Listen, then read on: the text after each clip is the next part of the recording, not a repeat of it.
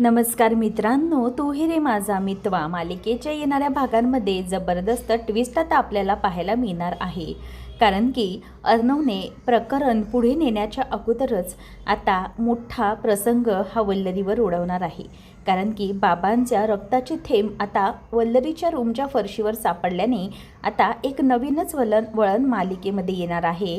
त्याचबरोबर इथे आता मामी जेव्हा उदयकांतला मारण्यासाठी घराच्या बाहेर पडलेली आहे त्याच वेळेला आता इथे ईश्वरीने नवीनच अवतार धारण करत म्हणजे चक्क रिक्षावाल्याचा वेश घेत ईश्वरी आता मामीला घेऊन चाललेली आहे. त्यामुळे आता मामीचं नेमकं काय प्रकरण आहे, मामी नेमकं काय करणार, हे सगळं आता ईश्वरी चांगल्या प्रकारे छडा लावणार आहे. त्याचबरोबर आता इथे ईश्वरी ही या सगळ्या गोष्टी कशा शोधणार आहे, अर्णवच्या साथीने मामीची आता उदयकांतला भेटल्यानंतर कशी वाट लागणार आहे, सगळं आपण आजच्या या भागामध्ये पाहणार आहोत. चला तर मग व्हिडिओला सुरुवात करूया. आतापर्यंत आपण मालिकेमध्ये पाहिलं ईश्वरी आणि अर्णव हे दोघंजणही आता जॉगिंग करून घरी यायला निघालेली असतात. ईश्वरी आणि अर्णव या दोघांमध्येही एकमेकांबरोबर काहीतरी बोलणं होतं की नेमके कसं आणि काय करायचं आहे, काय गोष्टी आहेत ज्या आपल्याला पुढे ठरवायच्यात. कारण की जे फॉरेनची ऑस्ट्रेलियन कंपनी आहे ती कंपनी पूर्णपणे या सगळ्या गोष्टी करणार आहे आणि ऑस्ट्रेलियन कंपनीबरोबर करार झाल्यानंतर आपल्याला आपले CCTV फुटेज परत मिळणार हे ईश्वरी आणि अर्णव या दोघांनाही समजले. त्यामुळे काही केल्या आता ह्या सगळ्या गोष्टी आपण कशा शोधायच्यात हे सगळं त्यांनी ठरवलेलं असतं. त्याचबरोबर ईश्वरी आता अर्णवला म्हणते की आपण ते CCTV फुटेज लवकर शोधूया, काहीच प्रॉब्लेम नाही. आणि ते दोघंजणे आता गप्पा मारत घरी येत असतात. पुन्हा त्या दोघांमध्ये एक चांगलीच बॉन्डिंग निर्माण होते. पण हे सगळं होत असताना अर्णव ईश्वरीला समजावत असतो की तुम्ही सिंदूर तुला यायचे ना फिटनेससाठी, तर तू जिममध्ये ये. म्हणूनच आता ईश्वरीला तो जिममध्ये येण्यासाठी सांगतो. तेव्हा मात्र आता मामा हे सगळं ईश्वरीला समजावतो की ईश्वरी जरा बाळा 1 मिनटं येतेस का. मामा विचारतो की काय झालं आहे मामा, काही प्रॉब्लेम आहे का. तेव्हा मग अर्णवला तो म्हणतो की अरे अर्णव, मला तुम्हाला दोघांनाही सांगायचं होतं की म्हणजे ना एक गोष्ट करायची होती. ते म्हणजे मला माझ्या रूममध्ये जरा येते का, मला ना गडबड वाटते आहे. तेव्हा अर्णव म्हणतो की काय रे मामा, काय झालं, कसली गडबड वाटते. तेव्हा मग अर्णव त्यांना खोलीमध्ये घेऊन येतो आणि खोलीमध्ये घेऊन आल्यानंतर त्यांना ते पुन्हा रक्ताचे डाग दाखवतो. अर्णव म्हणतो की येस मामा, तू मला आपली कॉम्पिटिशन होती तेव्हा सांगितलेलं होतंच हे सगळं, परंतु मी विसरलो होतो.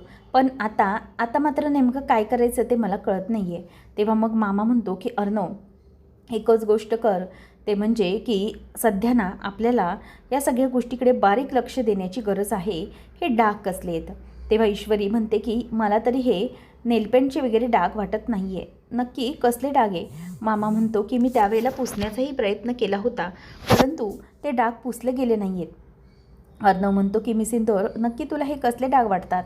तेव्हा अर्णव म्हणतो की मी मामीला तेव्हा विचारलं होतं रे मामा की हे डाग कसले आहेत. त्यावेळेला ती म्हणाली होती, ती ॲक्च्युली घाईघाईने निघाली होती तिच्या मैत्रिणीकडे पुण्याला, तेव्हा तिला काहीतरी लागलं होतं. मग नक्की कुठे लागलं काय हे ती मला काहीच बोलली नाही.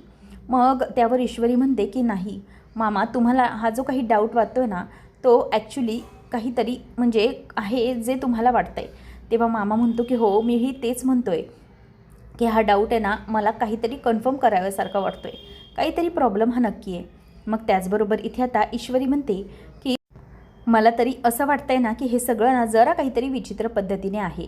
तर मामा म्हणायला लागतो की हो, आपण एक काम करूया, किती काही झालं तरीही या गोष्टीचा छडा लावला पाहिजे. ईश्वरी आणि अर्णव मामाला म्हणतात की तुम्ही काळजी करू नका, आम्ही बघतो काय करायचं ते, तुम्ही थोडं शांत व्हा, म्हणजे हे जे काही प्रकरण आहे ना ते आम्ही दोघंजणं हँडल करतो. आता मात्र ईश्वरी आणि अर्णव या दोघांनाही जे काही आहे ते सुचत नसतं. ईश्वरी मनातच विचार करते की नाही, मामी काहीतरी लपवते. कॉम्पिटिशनच्या दरम्यान बाबा घरात होते आणि त्यानंतर काहीतरी घडलेलं आहे, म्हणजे या सगळ्याचा संबंध बाबांशी असू शकतो का. तेव्हा हे सगळं होत असताना आता ईश्वरीला अर्णव म्हणतो की मी सिंदूर कसला विचार करतेस तू. ईश्वरी म्हणते की बाबा तुम्ही एकदम व्यवस्थित आठवाल तर तुम्हाला एक गोष्ट लक्षात येईल, ते म्हणजे हे सगळं जे काही घडत होतं ना त्या प्रकरणामध्ये म्हणजे त्यावेळेला मामी घरात होत्या आणि अचानक त्या पुण्याला निघून गेल्या होत्या. मग ह्या सगळ्या गोष्टी आपण नीट बघितल्याच नाहीत आणि मला हे सगळं ना खरं तर जरा वेगळं वाटते. अर्णव म्हणतो की मिस इंदौर नक्की कशाबद्दल आणि काय? तेव्हा ईश्वरी म्हणते की ह्या सगळ्या ज्या काही गोष्टी आहेत ना, त्या एका बाजूने मला मला वेगळ्याच दिसत आहेत. काहीतरी गडबड नक्की असावी असं मला वाटतंय. आता त्याचबरोबर नम्रता, म्हणजेच नम्रताच्या बाबतीत जे काही घडलं ते ईश्वरी बाजूलाच ठेवते, पण मामी काहीतरी वेगळं करण्याचा प्रयत्न करते. अर्णव म्हणतो की मिस इंदौर म्हणजे नक्की तुला काय म्हणायचं आहे? मामी काय करण्याचा प्रयत्न करते? ईश्वरी आता जे काही घडले ते सगळ्या गोष्टी अर्णवला सांगून दाखवते. म्हणजे या सुरुवातीपासून जेव्हा बाबा गेले ना, तेव्हापासून मला ना मामीवरती जरासा डाऊट येतो. म्हणजे हे जे काही घडतंय ना सध्या, त्या गोष्टींचा ना कुठे ना कुठेतरी मामीशी संबंध आहे ना, मला असं जाणवतं. त्यावेळेला आता हे झाल्यानंतर लगेचच अर्णव म्हणायला लागतो की बरं मिस इंदौर, मग तू एक गोष्ट विचार करतेस का? मामीकडे म्हणजे काही तुला बोट दाखवण्यासारखा एखादा पॉईंट आहे का? ईश्वरी म्हणते की पॉईंट बघायचं झालं तर म्हणजे हे सगळं काही वेगळंच आहे, काहीतरी विचार करायचा वाटतोय. ईश्वरी म्हणते की मग नक्की कसला विचार?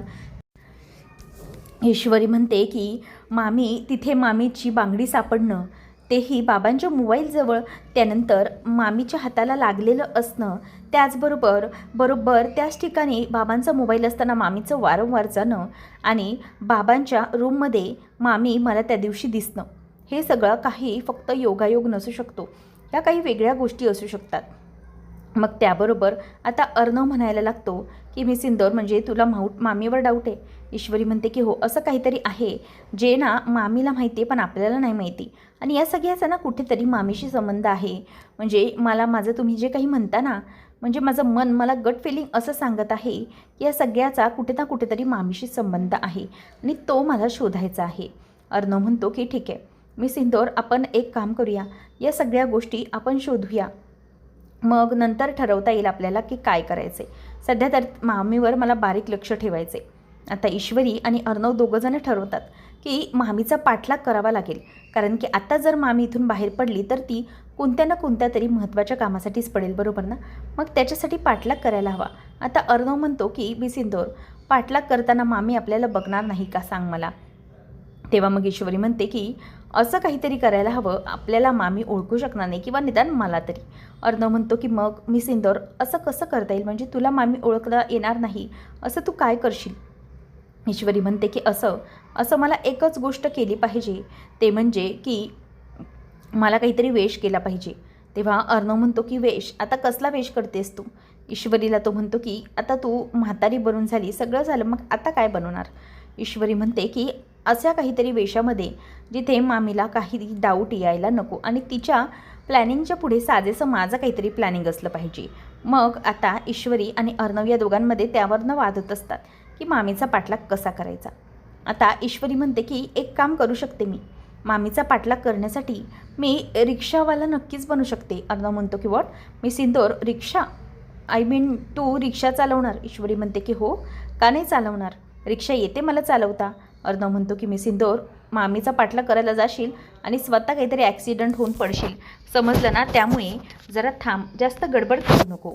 ईश्वरी म्हणते की मग नक्की म्हणजे मला चालवता येते? विसरलात का, अंजली ताईला मी कारने कसं घेऊन गेले होते?